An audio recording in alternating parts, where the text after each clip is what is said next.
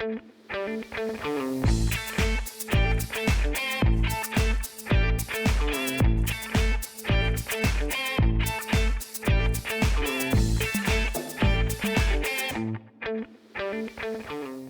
amazing how a single common visual cue can instantly shift my perspective. Welcome to the Ish Podcast. I'm David, and I'm joined by our friend Johnna. Johnna, Hello.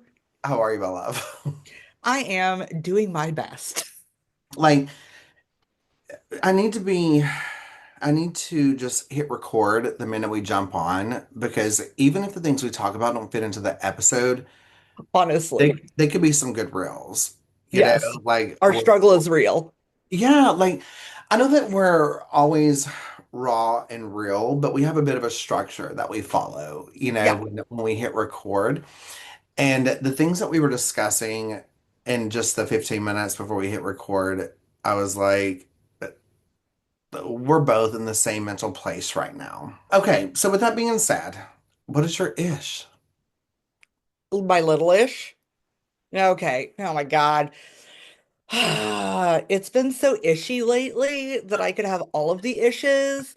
Okay, so I'm a bookworm. We all know I'm a bookworm. If you've watched any episodes with me, this is not a fake background and it's much more extensive than you guys can see. So I decided to start cataloging my books using this amazing app, which is, side note, really funny because we have a running bet now on how many books I have. And that would be fun, David, if anyone wants to participate Yeah. in the running bet of how many books I have. Well, here, we'll just do a little quick boo doo doo doo doo doo doo. Have you read them all? Yes. Oh, wow. And it keeps going. Ta-da. And there's another short shelf on that side of the room that has more school textbooks, psychological stuff, because I'm studying psychiatry. So I decided to do a rearrange while I was scanning all my books in with this app, which is awesome because I like scan the barcode. Some of my books are too old to scan the barcode. That's been extra fun. Oh, wow. But I rearranged and now I have two entire empty shelves. Pardon my dogs. So I have two entire empty shelves now. So aesthetically, it's really frustrating now because now I have two naked shelves. And so I went yesterday to try to hunt down some books and I did not do well. And that is not a thing that happens. So I'm on the hunt for books that I need to have. And every time I go to buy a book, I pick one up and my husband goes, "Was that on your list?" And I'm like, "Be quiet, sir. Don't you worry." Because we Okay, have a so deal. I have a couple of questions. The books that are on the shelf, are they Mhm. the one, they're the ones you've already read. So what happens when you buy new books that you haven't read? Like, how do you know where to place those to know that you haven't read them yet and they're next I in line? don't often buy books that I haven't already read. A lot of times I will buy them on Kindle and I'll read them on my Kindle. And then if I loved it, I'll Okay. buy it. So Okay. I also have Goodreads, which is like a tracking app. So I know what I do and don't read. Anyways. So I have a couple of suggestions. We have people on our show that are authors of books that share their story and their journey. Mhm. And they love to sign them and send us copies. And so maybe one of the shelves could be the signed copies of our listeners that have written a I book. would And love that. yeah, and so one of the shelves is for when you get them in, Yes. you put it there for your next to read. That could be fun. That would be super awesome. So I'm for those of you who haven't seen that episode, I'm a troubled teen industry survivor. And I have a very extensive list. I'm trying to collect all of the memoirs I can find written by people who have survived the industry. So I have a chunk of a shelf right now already that I'm working on doing that. It's on the less fiction, more academic bookshelf on the other side of the room. But I actually have two more that should be arriving today.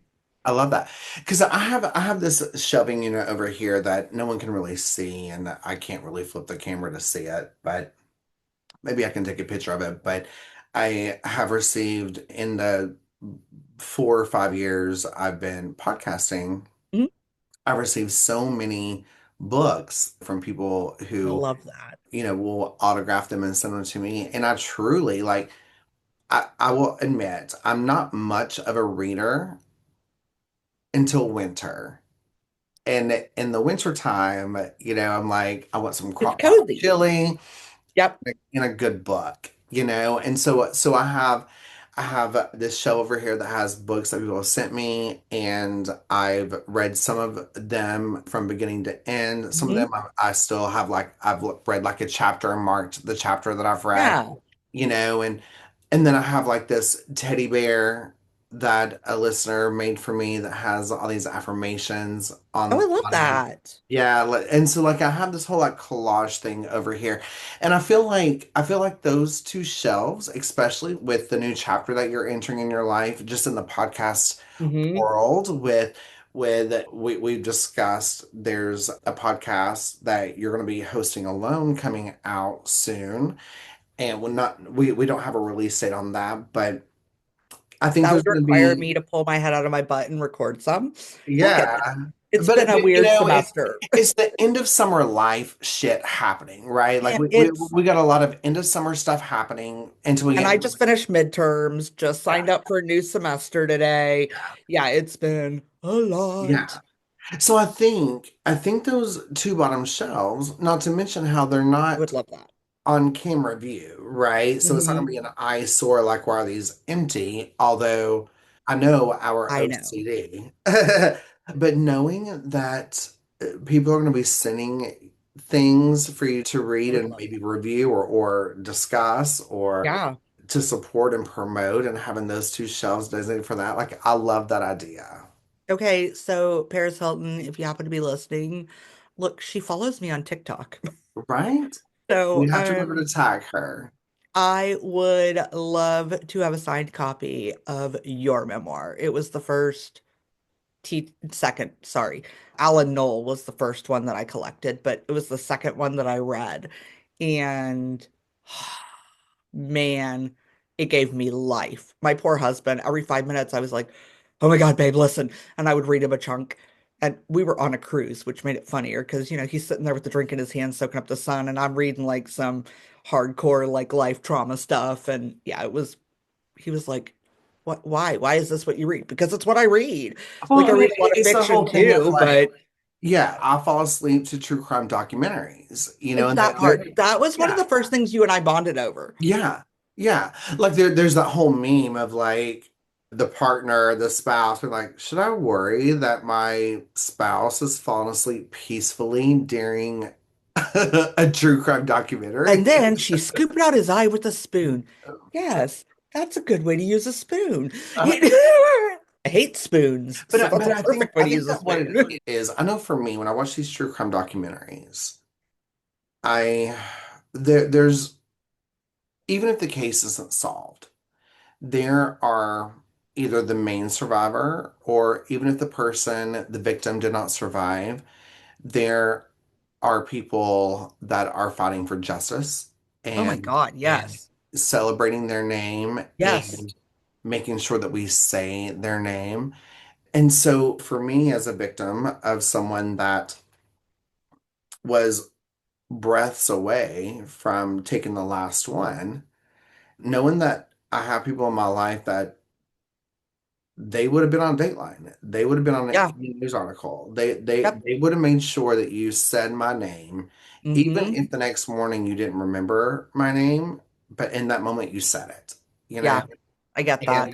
And but luckily I'm on this side of the coin where I can remind you of not just my name, but the other people that maybe are not in a place to have the voice that I'm trying to have, you know? And so I think when we find comfort in these books, so I think that when we read these books or watch these TV shows, it's because we can relate and we find comfort in the fact that we are fighting because we are still here. we Yes. also find comfort in knowing there may be one or 100 people fighting for us if we did not get to fight for ourselves with them. Yeah. I think that's a beautiful thing.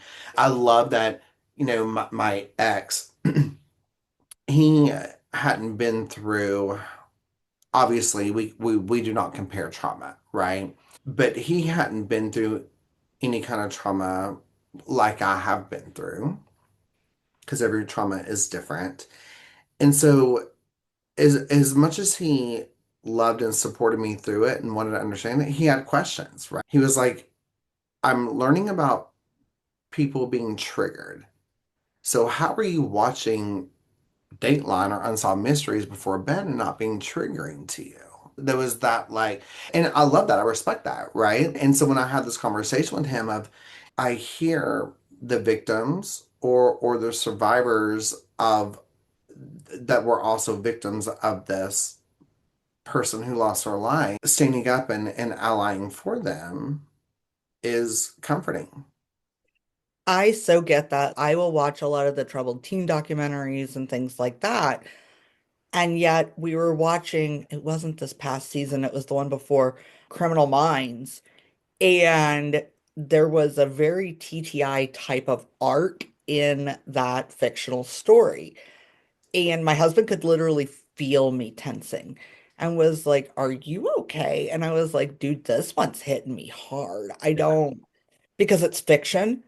Yeah. And so you're thinking less maybe about the actual people, and your mind wanders a little more, runs a little more free because you never know where it's going to go with fictional story. And yeah, the documentaries, there's some type of closure, whether even if there's not been a arrest or incarceration or something of that nature, like you were saying, there's still people talking about it.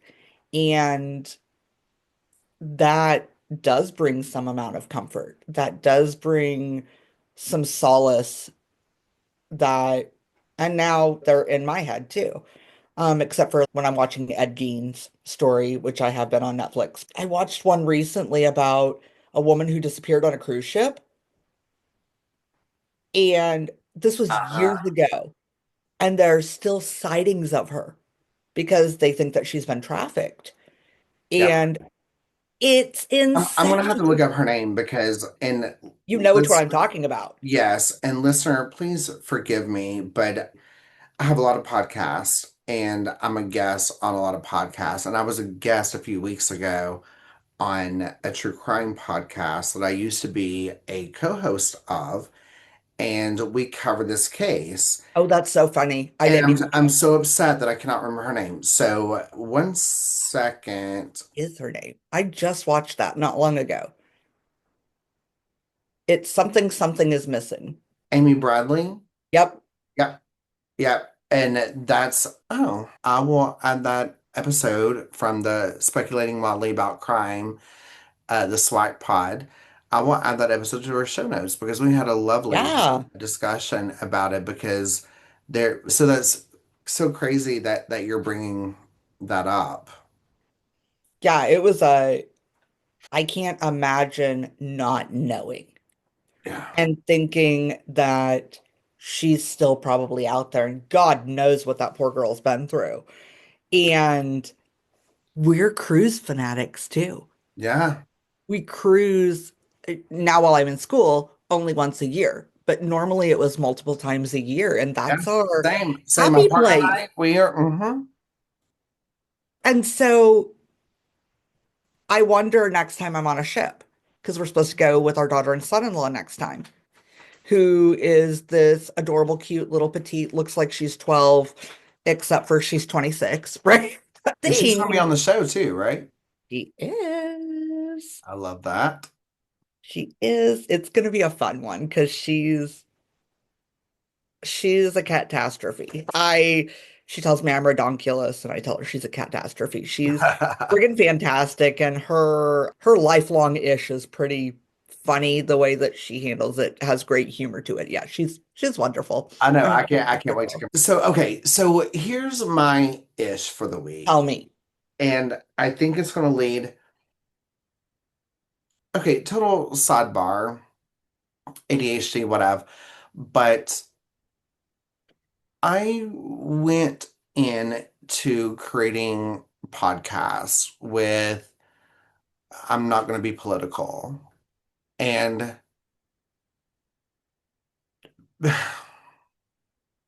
I can't find anything in today's America that isn't political. I can't Everything's been find politicized any to some degree. discussion Yeah. that it is not. And I have a network where there's other shows and I respect boundaries of people. And but I'm not mad at the fact that every episode that I've had with you, Johnna, has been political. I think the very first one that we did was the day after Charlie Kirk. Think that was our first non-intro one. It was. And Yeah, it's really funny that hopefully that one airs before this one. it Um, will. Yeah, oh good. So you started that one with I don't want this whole episode to be about this, but then we both had so many feelings about it yeah. and so much inner turmoil over not the man aside, right? But everything surrounding what that meant on a bigger scale for the future, the precedent that was set, the people's reactions on both sides. Like we had a lot to say. And all of a sudden we were an hour later and we went, oh, yeah, it was all about that. Yeah, it's a And thing. and so I've received a lot of emails because on my personal social media, it's all political. It's like that. You And have big feelings and you are you are a marginalized group living in the South in a very right-leaning state. yeah, So yeah, you're gonna have big feelings. yeah. I'm a basic white woman living in Texas whose uterus is closed for business. So I have big feelings also, and yet I'm not as directly impacted on my daily as you are. Doesn't mean I'm not aware. It doesn't mean that, and actually, I've gotten a lot more aware lately. Well, see, and I disagree with that because just because it cannot personally happen to you in your body, your children are now. Oh, yeah, And so I do think that is a direct effect, right? I I agree. And Like if, two of my best friends are still childbearing age. Like they both have right. three-year-olds. Luckily, you are in a financial situation with you and your spouse to where if your child was pregnant and it was life-threatening We'd get and on an airplane or in a car. you could go somewhere. Yeah, we would. But how many people don't have that? Put a plug here because a lot of the larger companies, and probably a lot of people don't know this, if they weren't working where they work now at the time that Roe v. Wade was overturned. So a lot of big companies have a clause, if you have their insurance, that they will facilitate getting you to another state if needed.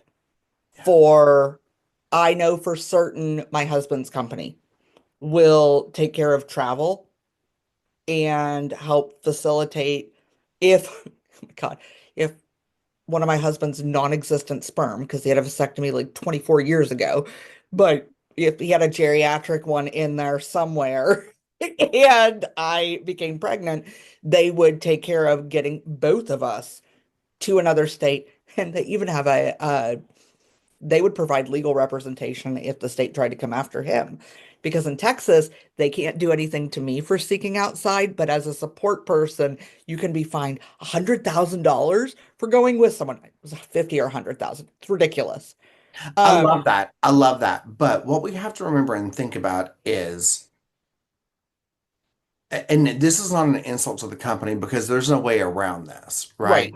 But you cannot call his company at 3 o'clock in the morning when there's a crisis happening correct, saying, I correct. need a plane ticket, a Right bus now, ride, yes. car fare right now. You're going to have to cover it. And Mhm. luckily, The company, you can provide the receipts and they're going Yes. to reimburse. But and this And isn't not everyone has that. right. Just wanted to throw it out there that a lot more people probably have something like that Yeah, than oh, they 100, realize. 100%. And I'm not negating that. But what terrifies me is there are people like I have some cousins of mine. They're Trumpers. They make a little over $100,000 a year, but they live paycheck to paycheck. They have three kids between daycare and all. Hmm. Their daycare is more than their mortgage. Yep. And you hear that a family makes six figures and you think, oh well, they're okay. No, Doesn't mean that. it does not mean that. And so if their daughter, who is their oldest daughter who's turning 17, if she needed for whatever reason an abortion, I would probably be one of the first phone calls they made to help them Yep. get somewhere. Now, they will tell me that they'll pay me back. They'll tell me that my company will reimburse me and I'll reimburse you. And I'm not gonna lie, I would not punish the child because of the parents. But what I want to be very clear about is I supported you when I voted for Kamala. And that's where it's hard. And you and I had a really great conversation that I don't want to super get into several weeks ago, right after that episode that we were just referencing about Charlie Kirk. One of my best friends was talking recently about her in-laws. Well, I guess it's her brother-in-law's family.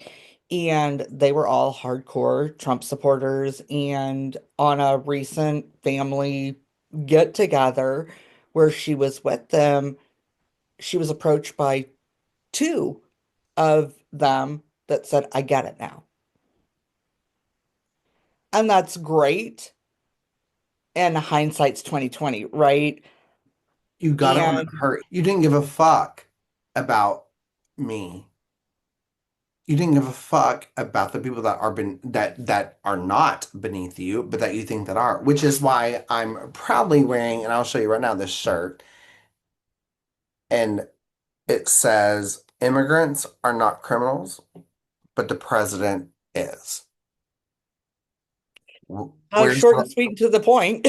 where's the lie? I, I'm gonna be real. I'm not gonna ever apply for a job where I have to work outside in 100-degree weather, picking vegetables and gardening or whatever. I'm not gonna do it. It's not that I think that I'm better than. It's just I've never had to do it. I don't want to do it. We have people that are willing to do it just to get out of where they are. It pisses me the fuck off. And so we got more into my bigger ish than my small ish, but it leads into, but this kind of brings it back around. Johnna, is my surviving ish is when I see an American flag, when I see someone wearing a pin or a bumper sticker or a shirt, I don't think of my great grandpa who proudly fought in World War II Mhm. and who talked about it bravely until the day that he died and made sure that we understand how to respect the flag. I don't think about that anymore. The minute I see a flag, I think you're dangerous. That's so sad. It It's breaks my become for fucking you, heart. it has become for you the equivalent of 10, 15 years ago, seeing someone with a hoodie. at night and crossing the street, right? I mean, honestly, that's regardless of, could you see if it's a man or woman? Could you see the race, whatever, all of that aside, you saw someone with the hood up, dark hoodie at night, you crossed the road because you didn't know what was going on over there. That has become, man, it's so sad to me. And I'll even bring it back to religion, like people who have an ixus, the fish, or other types of religious bumper stickers. I immediately think, huh, I'm a churched human. I'm a person of faith. And yet it's become such an ugly, dirty thing that it's become so non-inclusive and elitist and legalistic. And I can and all day with that, that I see those things now and I go, I don't see a kindred spirit. And that's really, really sad that this symbol of our nation, of the coming together of 50 states, of the original 13, and everything that our flag symbolizes has become something totally different. And I said not too long ago, I've never, ever in my life, and this is coming from someone who's lived in other countries, I've never had the experience of not being proud American. And it's not that I haven't given up hope. It's a little harder right now. And I'm in a lot of like Reddit forums where I talk with people all over the world, mostly about books, let's be honest. And oh, Texas. And immediately they get an idea of who I am, Yeah. or just even American. And they're like, ooh. And that's upsetting. We're supposed to be a melting pot. We We're used to be able to hold our culturally head up rich. high. Being American Yeah. and going to another country and someone recognizing us as an American, that was a beautiful privilege and a Oh, beautiful yeah. thing. People inspired. Yep. And now we're a laughing stock. And even though I'm a gay man, and even though you're a woman, living in the states that we live in, people immediately want to go to your MAGA. Yeah. And if anyone follows my personal social media, even though I've been professionally advised not to be so outspoken about where I stand politically, but I made the decision to be. And here's why. My social media does not get a lot of traction on the post by non-MAGA. Or I'm sorry, by MAGA. Non-MAGA, they like Well, it, sure, sure. but I wake up to a lot of DMs. Every now and then, there's someone who has balls enough, I guess, to where they will make a comment. And then, as non-MAGA people respond, they're like, oh, well, you're the problem. I'm being attacked. And my thing is, okay, if you are not able to handle us throwing facts at you to where you feel attacked, if you're not able to handle that, how the fuck would you handle ICE? Because they're coming for you too. Because here's the Mhm. thing, it's women that are doing it. Yeah. It's the women that are defending this. It and that is shocking. It's so, Like, what in the trad wife is happening over here? And then they want to throw up in my face. They want to throw up, they have the audacity to throw up in my face that, David, when your attack happened, I sent you food and I sent you thoughts and I sent you prayers. Congrats. I love that. And thank you. And when I voted for Kamala, I did that for you. I think that, and I'm speaking for many who are close to me, right? That I've had deep conversations with. They didn't think. And I understand why you feel the way you do. I 100% do, and you're not wrong. I will say for myself, I was a very uneducated voter always. And we've started as a society voting for a human instead of an idea. And I don't get it. I think I actually referenced this when we were talking about Charlie Kirk. What in the sports team is happening over here? When did we start treating it like sports rivals? And yeah, I'm a Vikings fan. I don't like Packers. I That doesn't mean that I would do something voting to take out the state of Wisconsin, right? Like it's never going to happen because there are plenty of great humans who I call friends that are Packers fans. I give them never-ending crap about it. They give it right back to me. It's all good-natured. We've moved way beyond that in the political sphere where it's become very like North and South Civil War. And I don't understand how we got here. Like, I can think back and watch it escalating. I still don't get it. It's hard to comprehend how we got to where we are. Yeah.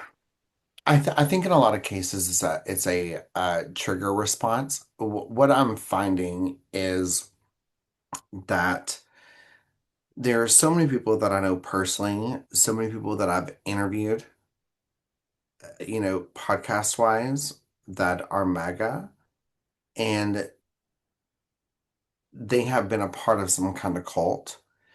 They think that they have dismantled that, and maybe they have with that, but they've been very easily drawn back into that.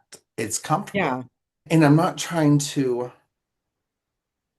this is what's so fucked up, Johnna, is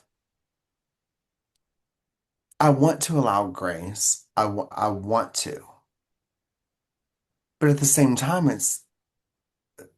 I'm telling you, people who are no more and better than me are telling you the answers are right there at what's Yeah. happening. And you're still choosing, which maybe I've never been involved in a cult, right? So I don't have that mentality. And so I'm trying to allow grace for that, but I I'm having a hard time because I love everyone. Hmm.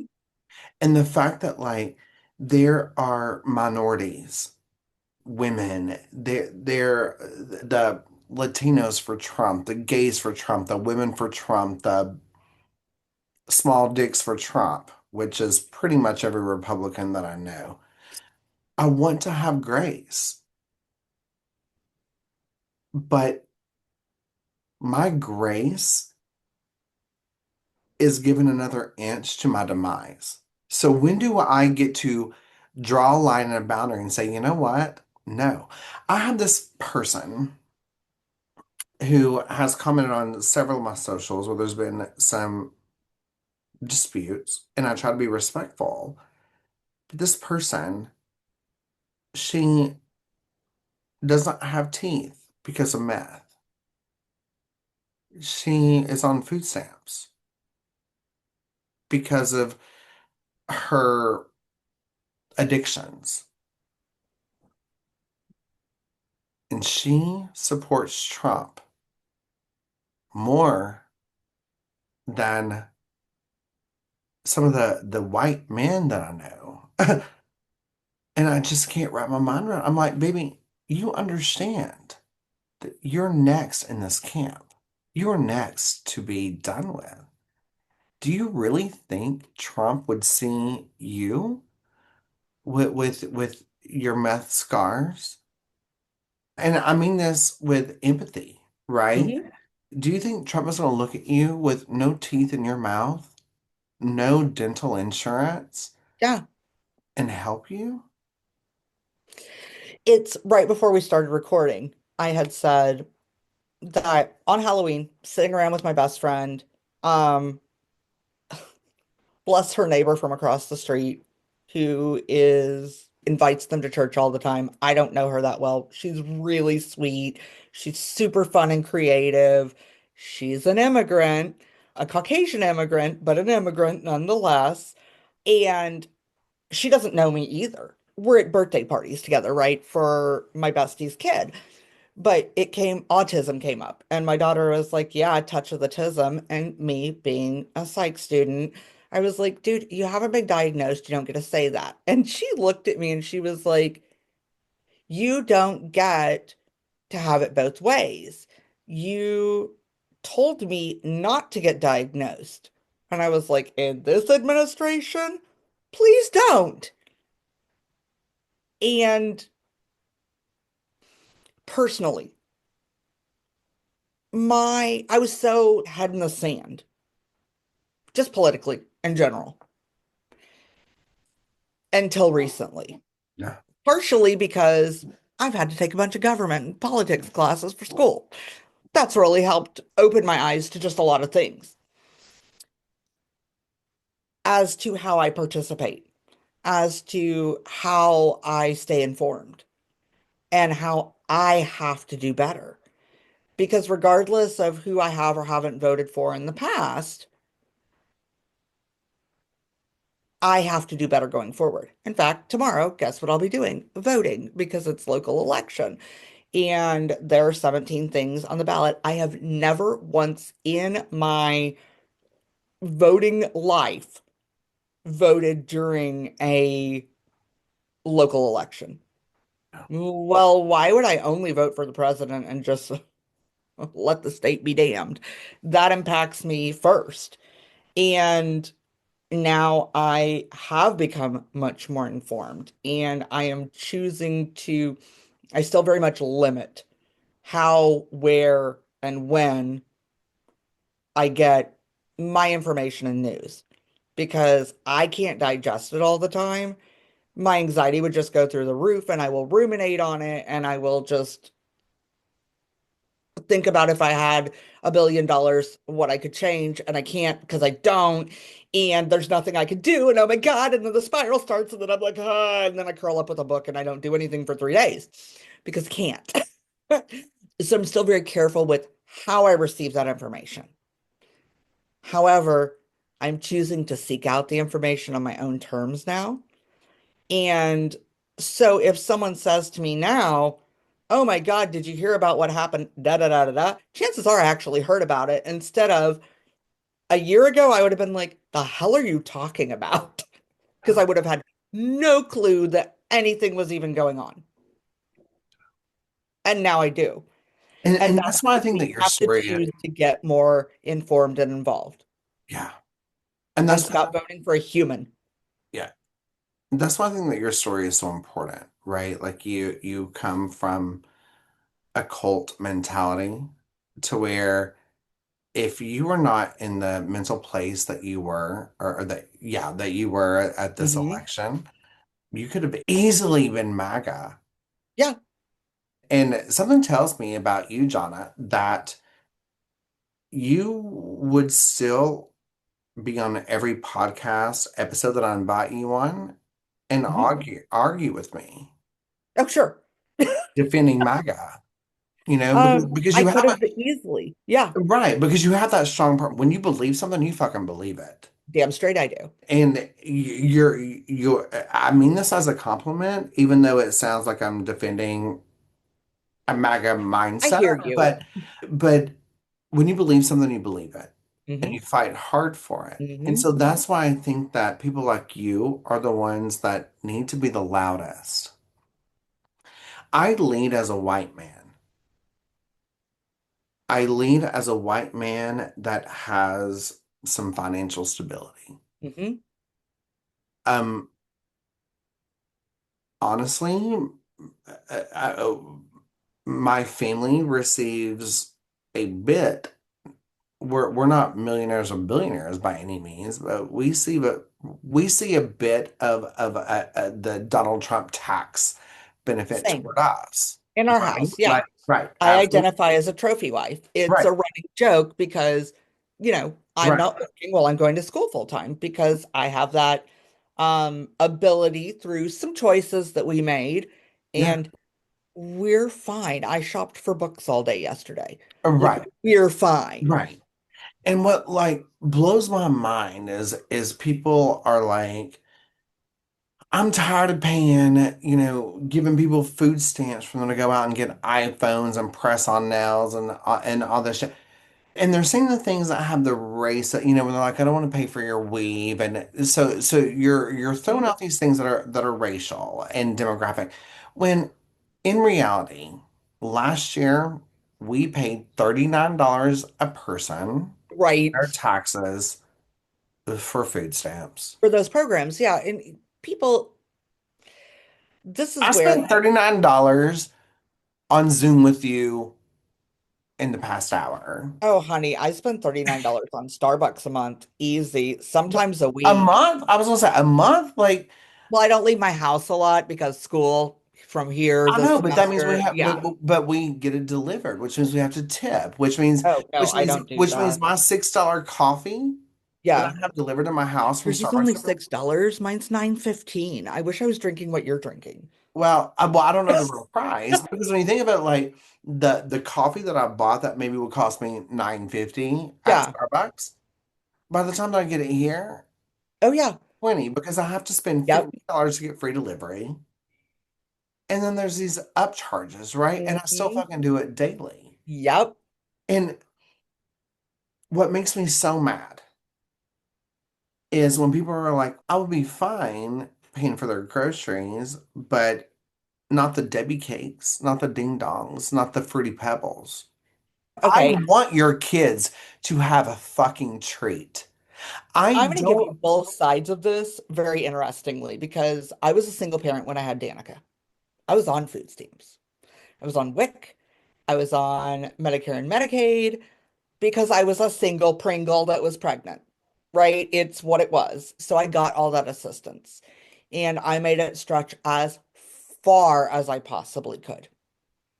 And I still bought treats, right? Because just because I had been engaged and then he broke off the engagement the day he found out I was pregnant, I should not be penalized and never get to eat chocolate again just because I got dumped. That's the stupidest thing I've ever heard. On the other hand, I did home health care when our daughter was really young. And I say our because I got married when she was 5 months old and I'm still happily married, just had her 26th anniversary. Whoop. And she's ours, whether she's biologically his or not. So don't even at me on that because I will fight you. And so will she, and so will he. So I had this client that was all government benefits. She had had a meth addiction and was permanently disabled. So I was her home health care nurse.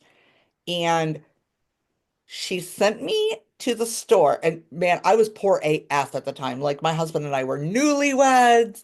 So paying for childcare while trying to go to school and work and she sent me to the store with her food stamp card, not food stamp card, but like her government benefits, because food stamps wouldn't have paid for this, but her regular monthly benefits to buy her lobster and then wanted me to cook it. Bitch, I had never even had lobster. I didn't know how to cook a damn lobster. And I sure as hell didn't want to go to the store and run your card for lobster when they looking at me like I'm crazy and part of the problem. Do I think that she still deserved lobster every once in a while? Absolutely. I had that moment where I felt, what the hell? And yet, on the other hand, why doesn't she deserve lobster sometimes? Exactly. And here's my thing with that. In most cases, people that are on government assistance, they don't, they've had a hard time, Hmm. and in some cases, maybe it's because they also don't know how to manage what they have, right? And so when they're given a lump sum, when their monthly food stamps come and it's like you get $150 or whatever it is of free Hmm. groceries, and they're like, I've been hungry for 3 weeks, or I've ate ramen noodles just to give my kids Yep. a hamburger. And so we want to immediately think that the one time that first week of that month, they're Yes. like, you know what, I want a lobster. Now, do I think that people absolutely deserve a good, lovely meal that they spurge on, Sure. once a month? Yes. But where I think that we also fail as an educated educational society is the classes I needed in school are the ones I do not have. Yep. I'm still looking for X, never found X that this school spent days and weeks and hours telling me You were about. talking to the girl in statistics right now. Right. My Lord and Savior Sigma that I'm dealing with right now, and not in the alpha gen way, like the O with the thing and it means a thing, and I can't even tell you what it means without looking at a flashcard. So, Yeah. yes, I feel Like you. what I would have loved is for someone to say, you know what? You get a financial burden. You and your spouse lost your job. Yeah, You have two kids that average this. You have this. You have this. You have this in the bank. You qualify for this tidbit of financial assistance, even though for years you and your family have been paying into taxes and you get this amount. yeah, How do we make that work? yeah. And Those are the classes that the I think we flower need. baby didn't help me learn how to care for my child. It apparently was supposed to teach me not to drop her, which I did once, but I caught her, so it's whatever. She'll be But fine. She'll be fine. she is fine. Was Um, it what the joke slipped my mind. Maybe it was the Tylenol. I don't know. oh my The, God. the joke slipped my mind. I felt like I had a good one. So I think it was late 90s, early 2000s when they stopped doing this, but I actually took business math where I learned budgeting and balancing a checkbook and counting money back was part of that, which this generation can't friggin' do. God forbid, I was in retail for 22 years. If our registers went down, they were like, but we have to close. And I'm like, what do you mean we have to close? We've got this shit. Stop it. But I don't know how to give back change. What do you mean? Like it was foreign to me. I was like, what do you mean you don't know how to give back change? Yeah. So even as a district manager, I found myself working registers a few times because they didn't know how to give out change. Most overpaid cashier in the world that day. But Here's a daughter and I have heel. had a lot of these discussions that no one taught her how to fill out a W-2. Yeah. Oh my God, insurance paperwork. Dear God, is just what do I pick? How do I plan for a financial future? We all hear, like, in our teens, probably are familiar with terms like 401k, but what does that really do? Is it really the best thing? Is, sorry, nosage. Ooh, things like our daughter knows that you don't ever have a card that doesn't give you something back.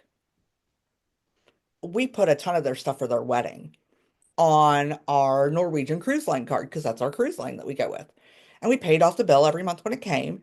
And I got a double upgrade. I booked an inside room and got a balcony upgrade for free because of those points. Once I hit that mark, I switched to my American Airlines card and started putting things on that. So the flight was covered too. My grandpa was a great businessman, and he always told me, he said, this is a cliche saying, but I want you to remember it. Scratch the back that will scratch yours. Ah, Meaning exactly what you're just saying, right? yep. You're putting your daughter's 30,000 plus dollar wedding on this credit card. But Oh, cute, 30,000. It was well, 70. But yeah, well, thanks. I didn't want to throw out too much of, Inflation. Oof, it right. was beautiful. 100%, but just respectful rounding purposes, I was Yeah, using yeah. that number, right? But you put on this credit card, Yeah. but it was a credit card that you knew that you were going to get something from. So Mhm. then when you and your husband was able to be like, wedding's over, they're on their honeymoon, like empty nesting, let's Oh, go yeah. away together. We get now the credit card is scratching our back and we Yep. get Oh, this. yes. We were on our 11-day cruise before they got back from our honeymoon. Listen. Like we were whew, done because I did more work than they did for that. Um, but oh my God, it was beautiful and it was so worth it and it was perfection, whatever. Anyways, So and I love this conversation. I know that we could go on and on about not it. us, no, never. Right, never. And that's why okay.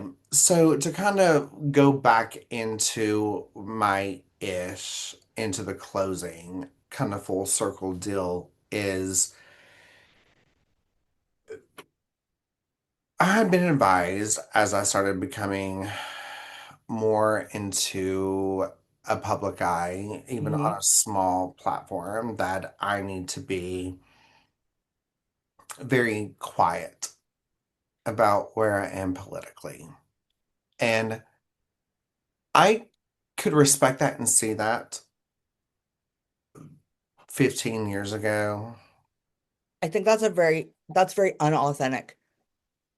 Well, and I could see it when it was a presidential election to where whether you're Democrat or Republican, whoever won, you're going to dislike something about Yep. either of them, but our rights and our safety and our children were protected.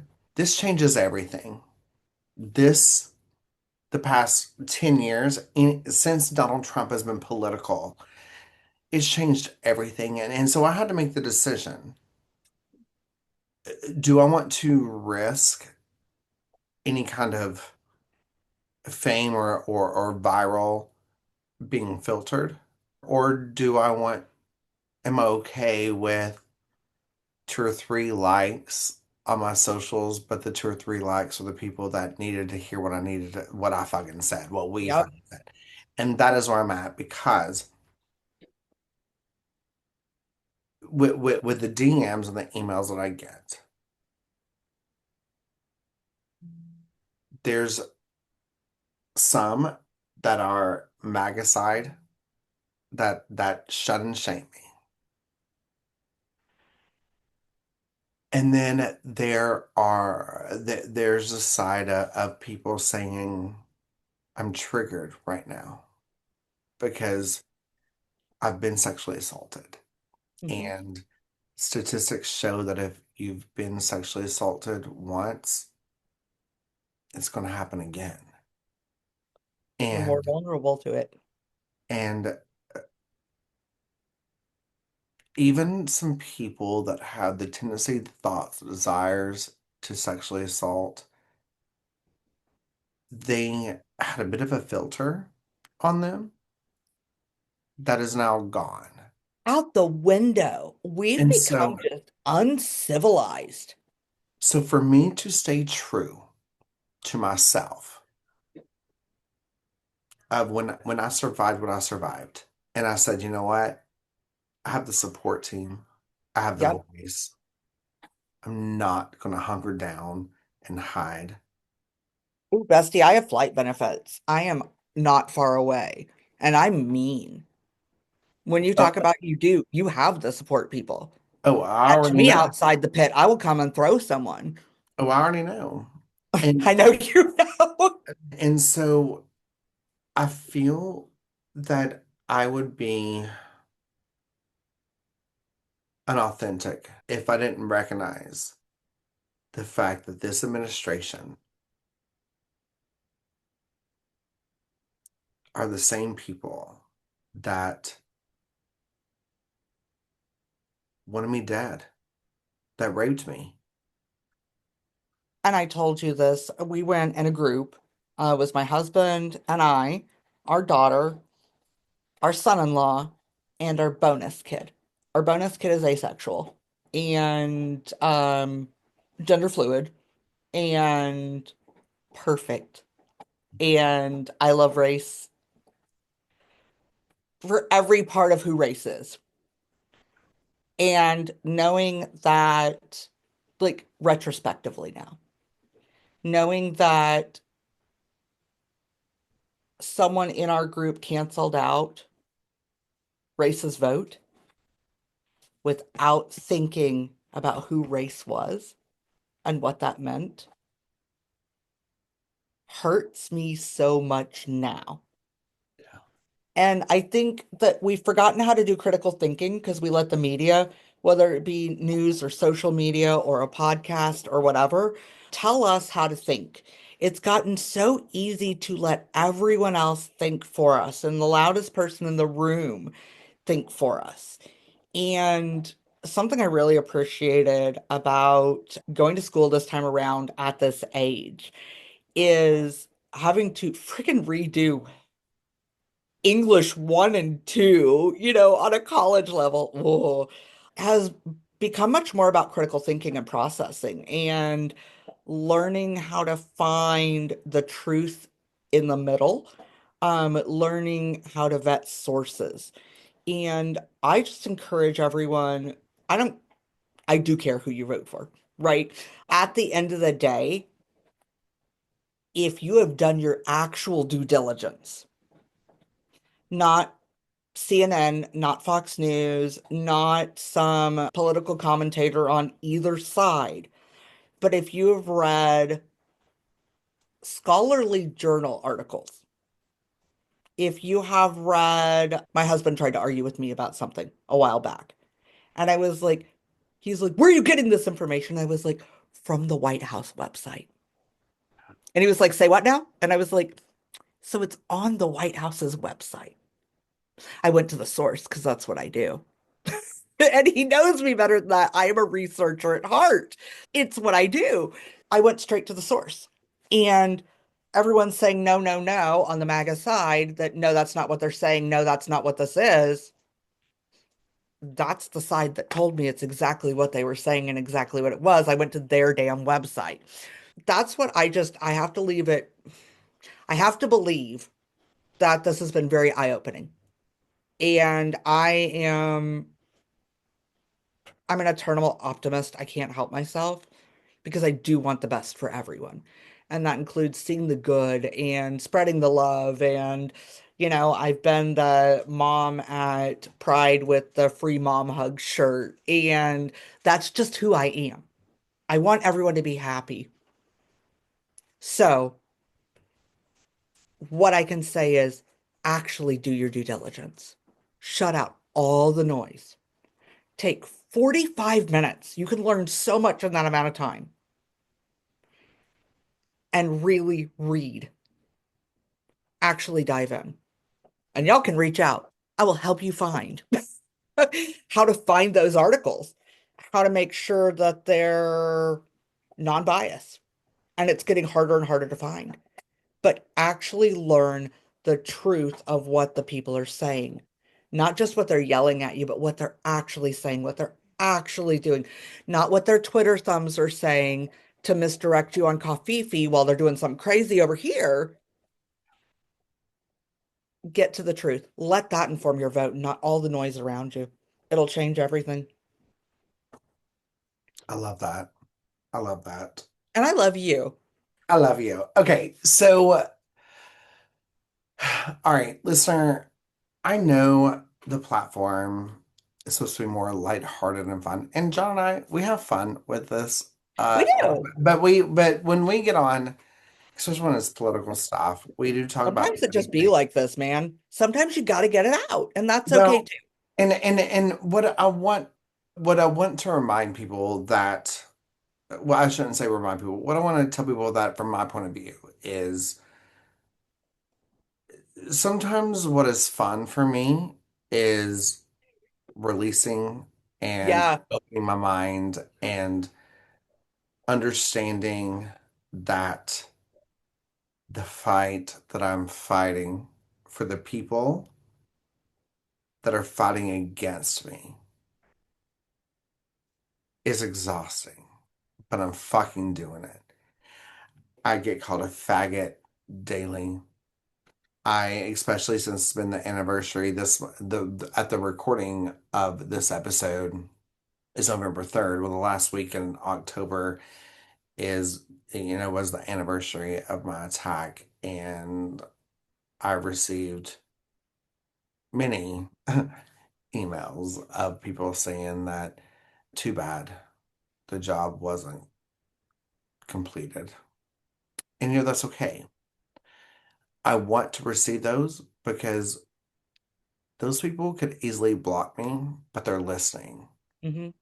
and they're fighting me via keyboard when truly they're fighting themselves because they know the difference of right and wrong. And I am so proud of you for looking at it that way. And kudos to you. Thank That's the bigger person right there. Um, you said something earlier that I had to come back to because what I heard you say is you couldn't be silent because sometimes inaction is action. And don't get me wrong, sometimes silence is just silence, and that's okay too. But a lot of times silence is an action. I'm gonna stay out of this because, ugh, and I don't want my great aunt Frederica to see that I'm doing something that she might see against the church or how I was raised or whatever. That's inauthentic too. And you never know who your message will reach. you. So here's my thought on that. Aunt Athrika, or whatever you named her. I said Frederica because I almost said Sue, but I Frederica. actually have Okay. an Aunt Sue, so that was Uh, problematic. Perfect. What I wanted to remind people is, would Aunt Frederica be quiet if this happened in her generation? No, sorry, Bob, she would not. In fact, she probably was out there burning her bra, and we just don't. Now, where I will agree with you on, and obviously I cannot speak too much in depth into this. I wouldn't feel right doing it without a person of color, especially a female, Mm, black woman with us. Which I would love. I think my friend Kiana is going to be joining us soon for this conversation. But if there's a group of people that has fought and been loud and fought the hardest, it's black women. And if there's a time for them to say, you know what, I did my part. I'm going to sit down. I'm going to shut up. hmm. Now's the time for it, and I respect it. Now is when the white people need to stand up. I'm tired. If I'm tired of black women or Yeah, black can you people, especially imagine? black women fighting, imagine how the black woman fucking feels. Because here's the thing, when it comes to minorities, especially when it comes to black women, they're not fighting for black women rights.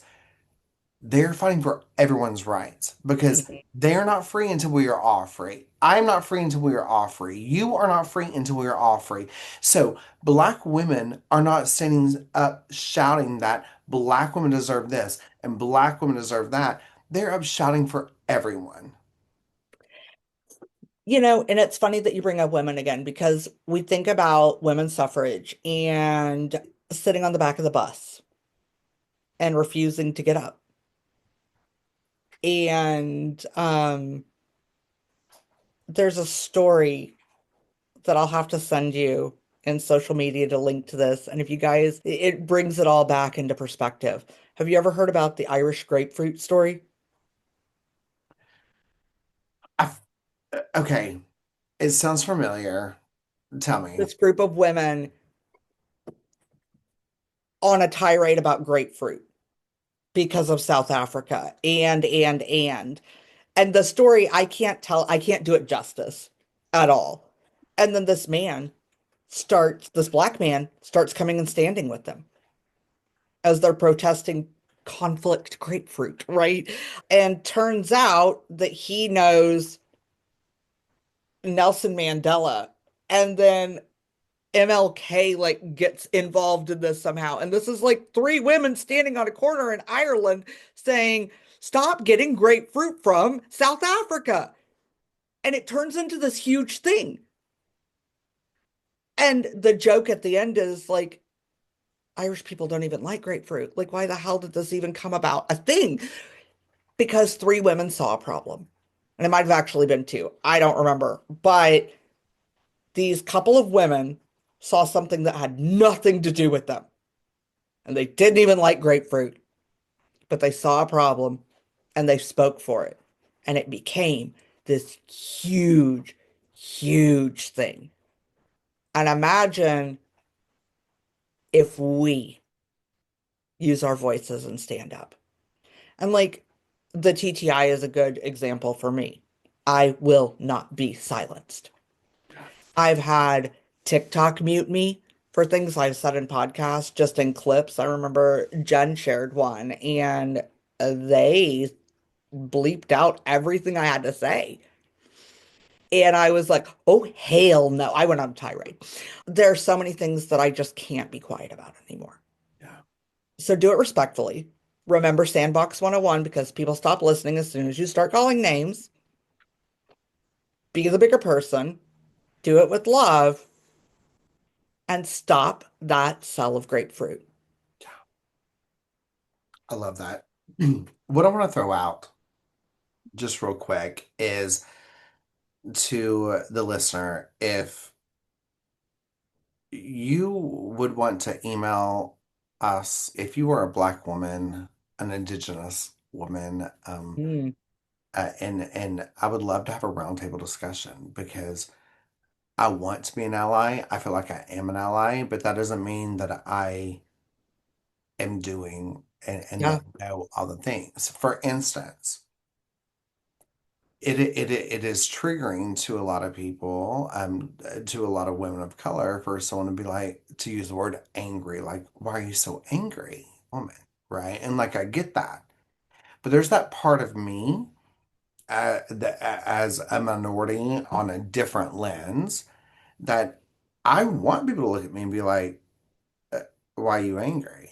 Because I want to tell you why I'm angry, bitch. Like I want I to tell think you for that. them, it's become such a character. Exactly. And so even though I know and respect that and I get it and I know that there's just something that isn't there's enough click in me Hmm. to know why, but why do I want to I guess the question that I have is why do I want someone to look at me and be like, "Oh, don't get angry." And maybe it's just the fact that when a black woman, quote unquote, I'm using the quotations there for any of the viewers that can't see us, maybe it's because their anger is not appropriate or not well placed or whatever. Who knows? Yeah. All I know is as a minority, as a gay man, when I hear these white people say, and I'm white, right? And when I hear these white people say, oh, this black woman is so angry, I can see where the black woman takes offense to that Hmm. 100%. But what I also see coming from a white person is they're scared of you, and not because you're threatening in a harmful way, but because you're threatening in a way that you should be. And maybe we Yeah. should stop characterizing and assigning adjectives and start asking why instead. Right. Well, and you know what? You're right. It's like even like when it comes to like the gay community. we have certain adjectives that come with us, Hmm. right? And so maybe where I'm so accustomed to those that I it means nothing, those words mean nothing to me. Yep. But so when I hear angry, you know what I mean? And it's like Yeah. I don't know, but I I just got bougie a lot for a while, which is funny because I yeah. will jokingly say that, like I said that to you earlier, Yeah. about myself before we started recording. It offended the hell out of me for a really long time because they didn't know me. They didn't know my story. They knew I didn't grow up with shit. Like they didn't know that. They didn't know that there were more evenings than I can count that we didn't have dinner growing up. Um, so I didn't flaunt what I had. I didn't like put it in people's faces. But by God, when I could start affording a bag that wasn't from a big box store like Walmart, and I could carry a purse that was going to last more than 5 minutes, and there was a minute where I had a collection of like 20 Michael Kors bags, and I don't even carry a purse anymore. Oh, the irony. It wasn't a status symbol. It was, oh my God, I'm at a place where I can have something that's not going to fall apart. And I celebrated that with myself and with my husband. And there was nothing bougie about it. It was a celebration for myself of never having to wonder where my kids' dinner was going to come from. And so labels suck and they're hurtful.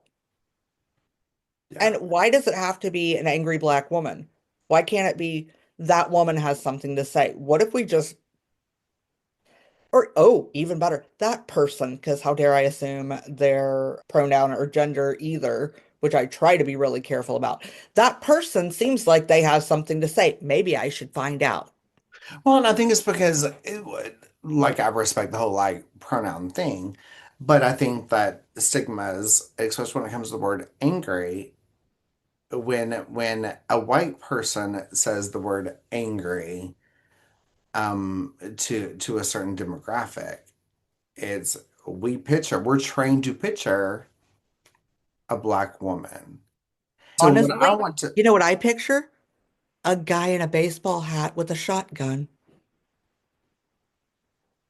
Yeah, uh-huh, thank you, right? because it's shifting Yep. and not necessarily fair either. I live in Texas where I know a lot of guys with shotguns and baseball hats that 110% would be appalled if you accused them of being a Republican. It goes back to that assigning, characterizing. It's what if we just let people be people? I can't even tell you how many years I've been saying that. But why What do they have to be Did we start a podcast called What If dot dot dot and just every day we had a new topic of what if? Like, like Marvel already did that. We're a little slow. well, who was it that did it? Marvel, Well, they're fuck bigger than Marvel. us. We can't, yeah, we can't fight the Well, man. well, I didn't know who they were, so they can't be that great. Marvel? What is that? Superheroes? Owned by Disney? Yeah, no, no, we could do better. Okay, so I'm dead. This feels like we're transitioning into my say this, not that, because that could totally be a part of that. add it, and I'll come on Mhm. and discuss Going on the it. list. Okay, so I'm glad we had this conversation, and I love all of it, but as a closing, what I want to say to the listener is if you are a marginalized community, reach out. Let's have a roundtable discussion because Yes. I want to be an ally. I feel like I am, but I feel like I sometimes shelter or shield myself because I don't want to speak for a demographic that Yes. I'm not. But I also think that that shield is very filtered because there's still more things I could say or do. Hmm. And I want to know. I want to know what can I do? How can we unite? And that's what I We're love. stronger together. That's what I love about marginalized communities, and that's where I think a certain demographic of America is freaking the fuck out right now.